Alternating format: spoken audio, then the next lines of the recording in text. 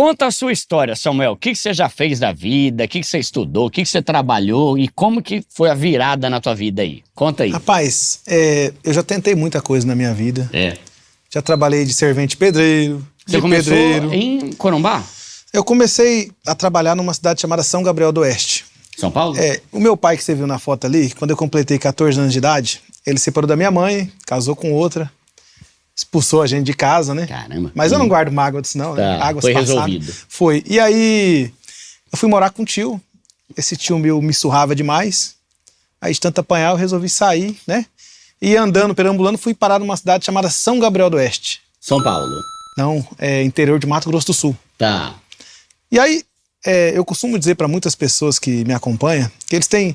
Samuel, como é que você diferencia uma pessoa que vai prosperar de uma pessoa que não vai? É muito simples. A pessoa que vai prosperar, ela não pede dinheiro, ela pede serviço. Então, mesmo quando eu estava ali com 14 anos de idade, eu pedia serviço. Tá. Então, o que acontece?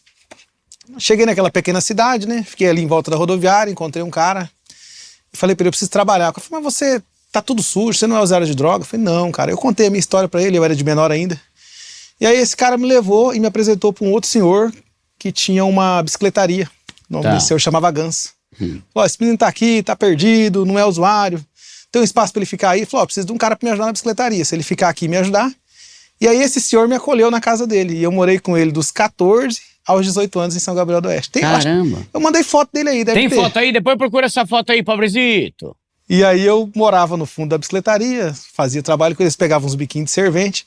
Então eu comecei a minha vida morando no fundo da bicicletaria.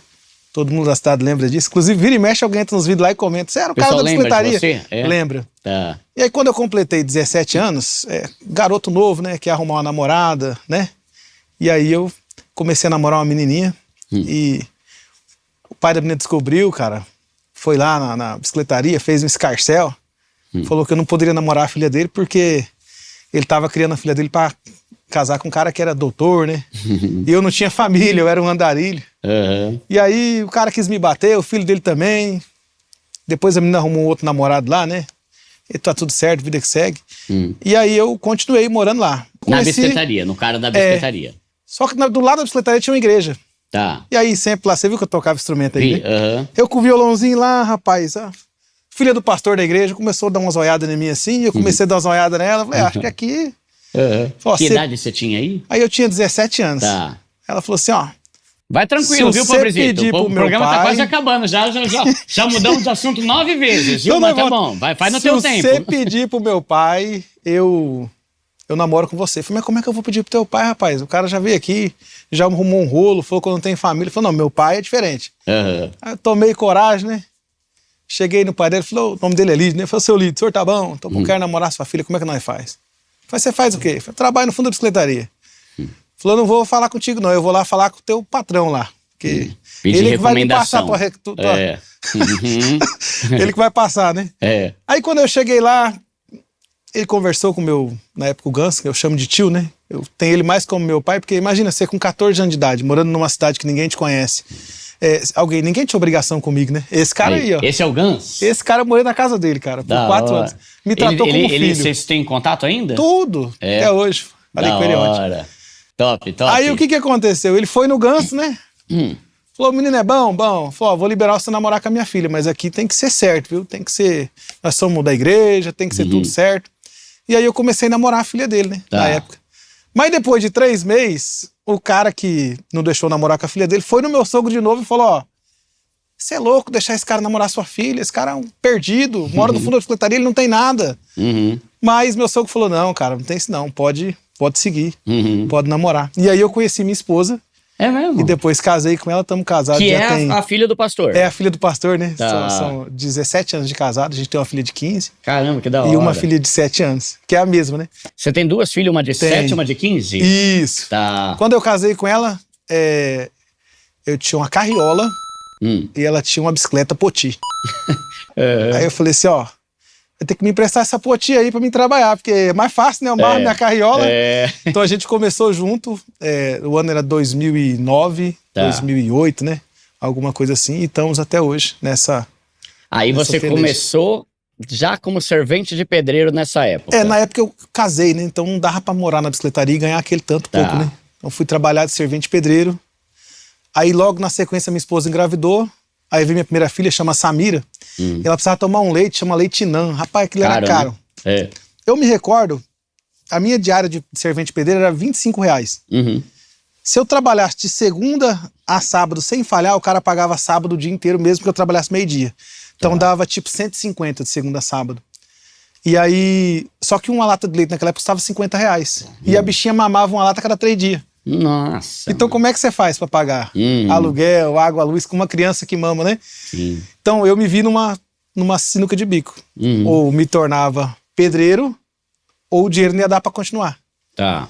Então foi meio força de barra. E eu costumo dizer pra todo mundo que me acompanha que todas as evoluções da minha vida não foi porque eu quis evoluir, foi por necessidade. Se vira aí que vai Tudo que eu fiz foi por necessidade. Se virar nos 30. Foi necessidade. Porque o medo, ele impede a gente, né, de fazer as coisas. Né? Tinha medo de ter responsabilidade, de pegar serviço, fazer, né, de cobrar pelo serviço. Acho que muita gente tá começando a ter um medo de cobrar as coisas, né? Sim. Então quando eu comecei, foi por conta do medo. Aí eu me tornei pedreiro, fui trabalhando com obra. E aí depois eu voltei pra minha cidade de novo. Campo Grande, Mato Grosso do Sul. Voltei com a esposa, né? Tá. Ela tava meio alinhada. Só que quando nós chegamos lá, eu fui procurar serviço de pedreiro, mas eu não consegui entrar em obra. Porque o cara olhava eu muito novo, né? Imagina você ver um moleque de 19 anos falando assim, eu sou pedreiro, você acredita? Não tem experiência. Não, mas será pedreiro, não é isso? E aí procurei serviço, não encontrei, fui trabalhar numa farmácia de motoboy. Tá, pra fazer a entrega dos remédios. Fazer a entrega dos remédios ali e tal. E o serviço era bom, cara. Trabalhei nessa farmácia 1 ano e 7 meses. Tá. Depois de 1 ano e 7 meses, eu decidi que queria voltar a trabalhar por conta de novo, né? Fiz um acordo. O dinheiro desse acordo eu comprei um terreno de ameia com a minha irmã. Tá. Lá no bairro Riviera Park, Campo Grande, MS. E aí, com esse acordo, comecei a fazer a casinha. Então, aí começa a vir o serviço de pedreiro, né? Aí comecei a trabalhar com obra. Inclusive, foi nessa farmácia que depois o mesmo cara, dono da farmácia, me deu o serviço pra fazer. As calçadas da farmácia e tal, eu tava reformando. Vai trabalhar de quê? De pedreiro? Não, tem umas calçadas pra reformar aqui, já começa aqui. E aí eu comecei a trabalhar nessa farmácia, depois fui trabalhar de pedreiro pro dono da farmácia, e comecei a pegar pequenos serviços, né? Pega um servicinho aqui, pega outro serviço ali, e fui aprendendo. Mas a virada de chave mesmo, ela veio no ano de 2015. Tá, 10 anos atrás aí, mais ou menos.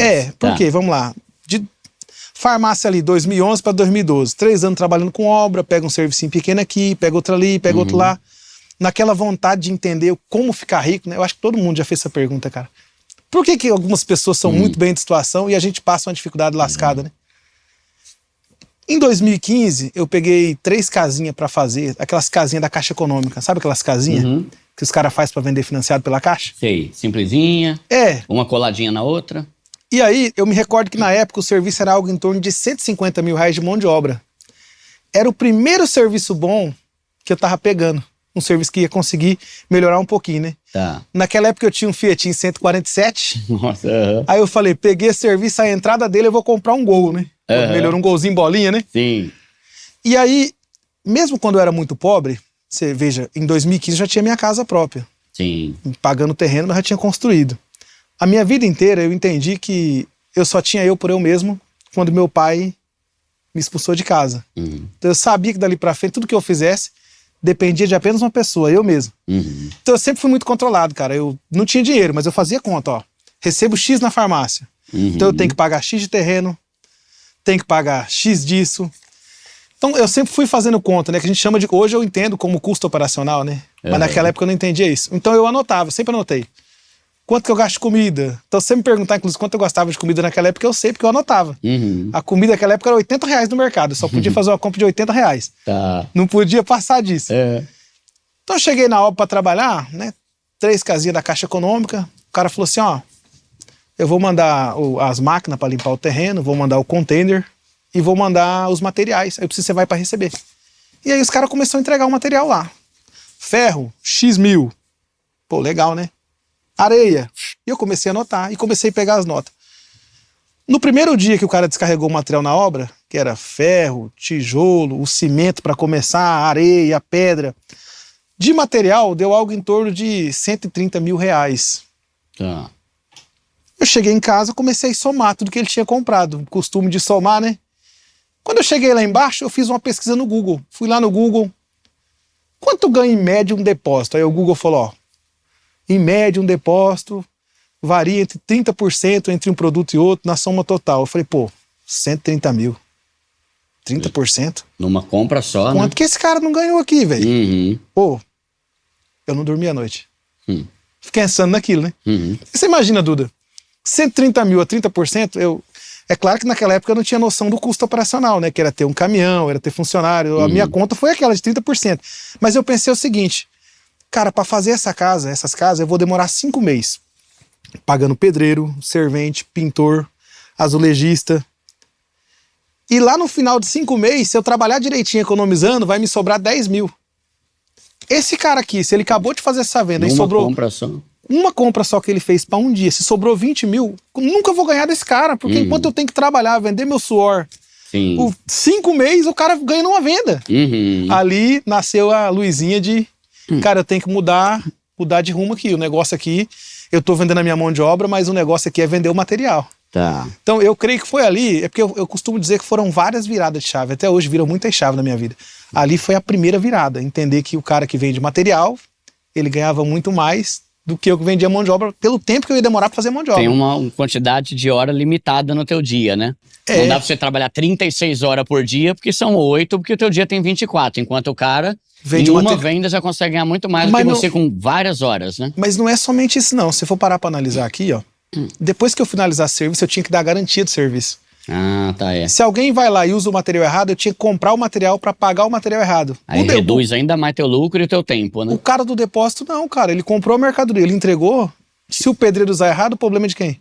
Do pedreiro. Então não. eu comecei a pensar assim, eu sou o cara que tem a garantia, que tem a obrigação de fazer e que ganho menos. Eu tô no jogo errado aí. Sim. Então foi aí que eu resolvi pensar em vender material. E naquela época, tava em alta esses negócios de lojinha de utilidade. Era lojinha pra tudo que é lado. E aí naquela época também eu aprendi uma das maiores regras da minha vida que eu falo até hoje. Toda vez que tiver um monte de gente indo pra um lado, só tem um significado. Você tem que ir pro outro. Você não vai ganhar dinheiro daquele lado. Vai fazer o mesmo que tá todo mundo fazendo, né? E aí o que acontece? Eu coloquei na minha cabeça que eu tinha que montar uma lojinha. Comecei a juntar dinheiro, trabalhar, economizar, fazer pequenas compras e venda de carro para sobrar um dinheirinho. E eu juntei 50 mil reais. E aí no ano de 2016 eu comprei minha primeira loja. De que era a loja? Loja de utilidade. Tá, geral assim, tá. Utilidade. Depois fui descobrir que utilidade é a coisa que menos vende numa loja de utilidade. Mas na época eu não sabia, né? Eu não tinha know-how. Então eu comprei uma loja, essa loja o cara tava falindo ela. Tá. Então qual que é o problema de, até quem tá na audiência aí, quando você compra uma empresa falindo, tudo que for de mercadoria boa, o dono já vendeu. Porque a mercadoria boa vai primeiro, vai sobrando só lixo, né? Tá. Então eu comprei uma loja falindo por 50 mil reais, mercadoria boa não tinha. E aí eu abri essa loja. O cliente chegava em mim e falava assim, você tem carregador? Deixa eu olhar aqui. Pô, não tem. Você tem cabo? Não tem, porque o cara já tinha vendido tudo. Só sobrou o que ninguém Durante quer. 3 meses eu entendi o que eu precisava ter na lojinha, mas eu tinha comprado uma loja por 50 mil reais e não tinha sobrado dinheiro. Tá. Mas eu tinha que pagar aluguel, água, luz, CNPJ, naquela época a maquininha de cartão, você pagava também. Então eu abri uma loja com 50 mil reais e quebrei essa loja com 4 meses e ainda fiquei devendo. Por quê? O produto era errado, a loja era errada. É por isso que eu falo, ó, você falou Você aqui vê como que... é importante assistir podcast, né? Eu nunca tinha pensado nisso, você falou, né? Se o cara tá querendo vender com todos os produtos lá, provavelmente é os produtos capenga que não vende, né? E uma pessoa que quer fazer esse negócio talvez nunca pegou essa reflexão. Interessante, né? Não, mas não é só isso, entre vários fatores aqui. Por exemplo, hoje, se eu tivesse só 50 mil reais para começar um negócio, no máximo eu tinha começado com 5 mil. Se eu montasse uma lojinha com 5 mil, o cliente chegou lá, carregador de celular, o que eu ia fazer? Eu tenho dinheiro, vou lá e compro. Compra, o que Cabo, precisa. eu vou lá e compro. Então você começa com um pouquinho, a gente fala lá no nosso grupo, a primeira regra para o cara se tornar empresário de alto nível é que tudo que ele vai fazer, ele tem que testar, validar para depois aportar. Não importa o tamanho do negócio. Fui convidado para fazer um negócio numa empresa aqui, que o aporte mínimo é de 800 mil reais. É um aporte pequeno, né? Nossa, Só que... 800 mil? Nossa, Só que aí... mentira. Só que é o seguinte, vamos lá. Eu fui entrar na empresa do cara como usuário, para ver se a empresa funcionava. A empresa não funciona. Eu vou aportar? Não vou. Então vamos lá, Testou. você vai fazer qualquer negócio, cara, eu costumo falar pros meninos lá, eu quero montar uma garagem de carro. Cara, não compra 10, compra um carro, tenta vender, entende o mercado, compra 2. Você testou, validou, compra o segundo. Mesmo que você tenha dinheiro pra comprar 10. Tá. Vai entendendo o jogo, porque o jogo do dinheiro é know-how, cara. Se você não tem know-how, você não vence esse jogo. Tá. É o know-how, você não tem know-how. Cara, fala, vou vender carro. Te vende um carro lá com motor ruim, você não conhece de motor. Você vende para um outro cliente, estoura. Você tem noção de quanto custa fazer um motor de um carro hoje, Duda? É muito caro. Às vezes tem carro que custa o valor do carro motor. Sim, deixa aí, deixa quieto. Né? Então, e aí, se o cara sabe, o que ele faz? Ele olha o óleo de motor, ele escuta o barulho. Se o cara não sabe, o cara vai lá, coloca um óleo grosso, estoura a bomba em outra pessoa que não tem conhecimento. Então, o know-how, ele é muito mais importante até que o dinheiro. Até porque, na minha concepção, é possível começar qualquer negócio sem dinheiro. Todos os negócios que eu tenho hoje, eu comecei sem dinheiro. Só que eu tinha know-how. Conhecimento. Então, voltando na história da loja, montei a loja. Deu ruim. Quebrei a loja. Mas eu trabalhava de pedreiro, então volto a trabalhar de pedreiro de novo. Tá. Depois, na sequência, eu comecei a ver bitorneira. Eu comprei uma bitorneira para me usar. E o bairro que eu morava lá era um bairro em ascensão. Um bairro novo, sabe? Então muitas pessoas passavam lá e falavam assim, meu patrão, você não aluga essa bitorneira não? No começo eu falava, não, rapaz, deu usar na obra. Depois eu fui ver o valor da diária da bitorneira na época e falei, cara, compensa alugar. Se eu alugar na época, a diária era coisa de R$120. Então se eu alugasse um sábado e um domingo era 240, né? Uma bitorneira nova era 3 mil. Tá. Então em questão de 13, 14 final de semana, ela praticamente se pagava. Então depois eu comecei a alugar uma bitorneira. Um vizinho vai falando pro outro, vai falando para outro. Comprei a segunda, comprei a terceira. Montei uma pequena locadora de bitorneira. Cheguei a ter 20 bitorneiras, um monte de andaime. Pô, o negócio era bom, hein? Só que aí eu descobri outra deficiência de novo. A escala. Tinha que carregar peso, né? Coloca em cima, tira de baixo. Dava um dinheirinho, mas não dava uma alta escala. Você entendeu? Tá. Depende de gente, né? Pra Depende de gente. transportar. Inclusive depois a minha outra empresa também não deu escala, tive que mudar de novo. Tá. E aí, esse negócio de lojinha, como eu tive lojinha tempos atrás, eu achei que eu podia encontrar alguma coisa que fosse no ramo de lojinha, mas que eu já tivesse know-how. Então eu vendi a locadora de bitorneira, peguei o dinheiro, peguei o golzinho que eu já tinha da mesma época lá do serviço de pedreiro e falei, agora eu vou pro Paraguai buscar a mercadoria do Paraguai. Chega aqui na cidade, eu coloco e vendo via Mercado Livre. Legal, né? Saí com o golzinho, na primeira viagem voltei, perdi o golzinho, perdi mercadoria, perdi Porque tudo. tomaram? Porque Tomaram foi tudo, apreendido? Né? Foi apreendido. Ah. Pá, acima da cota, né?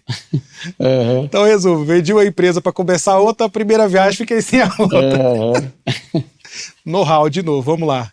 Se eu tivesse dado uma viagem, colocado Trazido só um pouco, R$500, a polícia ia abordar, eu ia falar, não dá pra me vir com 5 mil de mercadoria, porque se abordar aqui a Receita Federal vai tomar tudo. Mas não, né? Vai escutar os outros, vai lá que isso vai dar certo. Vai lá. Vai lá, é isso aí. Dá um jeito. É porque o problema das pessoas é muito simples, Duda. Ó, muitas pessoas querem crescer, só que essas mesmas pessoas não entendem que existe um processo. Quando você vê um cara que tem uma empresa muito grande, você pode saber que aquele processo começou pequenininho e de vários processos ele se tornou grande. Então, quando você vê um cara que tem uma loja de brinquedo grande, cara, ele começou, foi compra, venda, processo, entende cliente, melhor aqui, melhor ali, pra chegar naquele tamanho. Sim. Não adianta você pegar o dinheiro e comprar uma empresa daquele tamanho que você não vai dar conta de tocar, porque você não entende o processo interno da empresa. Tá. Então, eu quebrei a segunda vez, porque eu saí de um processo que eu já entendia pequenininho e fui para outro processo que eu não tinha conhecimento de novo. E vale lembrar a nossa primeira regra. Qual que é a primeira regra? Você lembra? Teste, testar, validar e aportar. Não fiz de novo. Tá. Quebrei de novo. E aí, eu comecei a trabalhar de pedreiro de novo. Lembra que sempre tá ali, né? Quebrou, volta Tinha pra uma obra, segunda né? opção ali. E o serviço de pedreiro, cara, ele é muito bom. Você tem noção assim, de quanto ganha um pedreiro hoje no Brasil? Então, o que o pessoal fala é assim, né? Você acha que o pedreiro é pobre, até você pedir um orçamento e ver que você que é o pobre, né? Exatamente. Os caras cobram caro, né? Na época, eu ganhava em torno de algo de R$750 por semana. Tá. Tipo, se trabalhar direitinho ali, Sim. dava uns 3 mil por mês. Pegava um biquinho ou outro, um salarinho de 4, 5 mil reais. Não era ruim, né? Nós estamos falando aqui do ano de 2017, Sim. 2018. E quando o pedreiro é bom, o cara cobra mais caro e não tem disponibilidade nunca. Não, né? não Já tem tá com a agenda lotada. Cheia, né? Então, eu sempre trabalhei com obra e ela sempre me socorreu. Ah, quebrei a empresa, vou trabalhar de pedreiro de novo, bora. E aí, o que aconteceu? Eu comecei a entender que já que eu não conseguia se tornar empreendedor, que era difícil, nossa, era muito difícil, na minha concepção, né? Eu tinha que vender o meu serviço pelo maior preço possível. E olhando aquela logística de onde eu estava, o serviço mais caro era fazer serviço em piscina, porque não tinha quem fazia. Lembra aquele negócio? Piscina? Não, reformar mesmo. Ah. Lembra que eu te falei da logística? Quando tem muita gente pro lado, você vai pro outro? Pô, pedreiro, você pode encontrar. Agora, procura um cara pra reformar a sua piscina aí, pra você ver. Tá, é mais raro. Não, né? é escasso. Tá. Aí eu comecei a estudar sobre como reformar a piscina, comecei a buscar aprender, né? E aí comecei a pegar pequenos serviços de piscina. E aí, na sequência, um dia eu fui almoçar no restaurante, encontrei um rapaz sentado lá, começamos a conversar. E eu falei pro cara que mexia com piscina, ele trabalhava como vendedor numa loja de piscina, e falou, cara, vou te passar uns trampos lá da loja. E aí esse cara começou a me passar pequenos serviços. Como eu sempre fui muito certo no que eu faço, fazia o servicinho, eu ia lá no cliente, fazia vídeo do antes, fazia vídeo depois, fazia vídeo entregando, mandava pro vendedor. O dono da empresa falou, chama esse menino pra vir aqui. Aí eu fui lá na empresa do cara, falou assim, eu tô precisando de um cara terceirizado aqui. Eu vendo vinil, você vai lá e instala. Eu vendo a piscina de fibra, você vai lá, cava o buraco e instala. Eu vendo o aquecedor, você vai lá e instala. Você não precisa mais se preocupar com o serviço. Falei, pô, legal, né? Comecei a trabalhar como empresa terceirizada no serviço de reforma e instalação de piscinas diretamente para uma loja. Tá. E aí nós começamos, né? Só que, muito interessante, quando eu comecei com esse rapaz, ele tinha uma lojinha mais ou menos, mas ele estava começando. Na época ele tinha um Celta, não tinha casa. Eu já tinha minha casa. Eu não estava muito bem, mas eu já tinha uma casa própria, né? Então, eu olhava pro rapaz lá, os vendedores da empresa, e falava assim, cara, essa empresa é legal, mas eu tô... Se for parar pra analisar aqui de ambiência, eu acho que eu tô mais top que esse cara, mas vamos pegar os trampos dele, né? E aí comecei a pegar o serviço dele, esse cara foi crescendo muito. E aí, na pandemia, eu já tinha 20 funcionários registrados, trabalhando como empresa terceirizada, e esse cara já tinha crescido muito. Tá. Só que aí, eu não pegava o serviço, eu não tinha loja, eu não tinha estoque, eu só tinha funcionário. Como é que você paga 20 funcionários sem ter serviço para os 20 funcionários? Tem como pagar, Duda? Não. Só que eu não sabia disso, né? Eu achava que eu tinha uma reserva de emergência, que eu achava que nunca ia ter um problema com a pandemia. A pandemia Quebrou mostrou as pernas de todo mundo, né? quem ia fazer e quem não ia fazer. Então o que acontece? A loja fechou e a cidade inteira ficou proibida de pegar trabalho. Se fosse o Samuel de hoje, pô, faz um anúncio, faz serviço de piscina, eu entendo o jogo, tenho bastante seguidor, eu ia continuar pegando serviço. Naquela época eu não tinha noção de rede social, eu não tinha noção de como pegar trabalho. Então, quando eu cheguei na pandemia, eu simplesmente quebrei com uma empresa estruturada, organizada, com reserva de emergência. Primeiro mês tudo fechado, paguei os funcionários tudo, tinha dinheiro, né? O segundo mês fechado, paguei todo mundo de novo. No terceiro eu já tinha uma caminhonete, tive que vender a caminhonete para pagar. No quinto mês, Duda, eu já tava devendo 80 mil reais e já tinha 9 pessoas me processando na justiça. E os caras chegavam lá em casa, ó, não tem como me pagar, vou levar essa bitorneira. Ó, não tem como me pagar, vou levar essa ferramenta aqui. Então, eles levaram todas as minhas ferramentas e me deixaram de a pé, sem nada. Mas é assim, né? A vida do empreendedor, ela é sujeita a riscos, né? E a pandemia veio, nossa, inclusive, pegou muita gente despreparada, né? Que não estava prevenida. Ninguém imaginava que ia ter um negócio chamado lockdown, né? Eu vi esses dias que 1.400.000 empresas quebraram em 2021. Eu tô no meio dessas. E muitas delas é porque, pô, ninguém esperava que eu ia ter que ter uma reserva de 50 mil para bancar meus funcionários, porque eu vou ficar 6 meses parado sem poder trabalhar, né? Aí, Duda, olha só que interessante, cara. A pandemia me ensinou uma outra regra aqui que fica pra audiência aqui, tá? Nunca dependa da sua empresa de apenas um canal de venda. Porque eu dependia só de um canal de venda. Se eu tivesse um outro canal de vendas, eu ia conseguir levando, mas só dependia de um. Travou tudo, né? Tá. E aí, quando eu chego no cara lá, ele sabia que eu tava quebrado, porque eu ia pagando, devendo e mandando pra ele, cara, eu tô quebrado. E ele sempre falava pra mim assim, Samuel, faz um serviço pra mim lá final de semana. Pô, mas final de semana? Não, cara, o dia que você precisar de mim, você vai chegar aqui, eu tô junto contigo. Samuel, o outro cara lá deu errado, resolve aquilo lá pra mim. Eu era tipo assim, o faz tudo do cara, tudo era pra mim, né? E eu achava legal isso, né? Então eu tinha na minha concepção que o cara ia me ajudar. Por quê? Porque na pandemia, ele já tinha crescido muito. Antes da pandemia, tinha um Celta casa alugado. Na pandemia, esse cara já tinha uma caminhonete que valia 550 mil reais. Esse cara tinha uma casa em Alphaville que valia mais 3 milhões de reais. E tinha um estoque lá de 10 milhões de reais. Só que toda a força motriz de trabalho quem fez foi eu com a minha equipe. E eu tava quebrado. Falei, não, o cara vai me dar uma mão, né?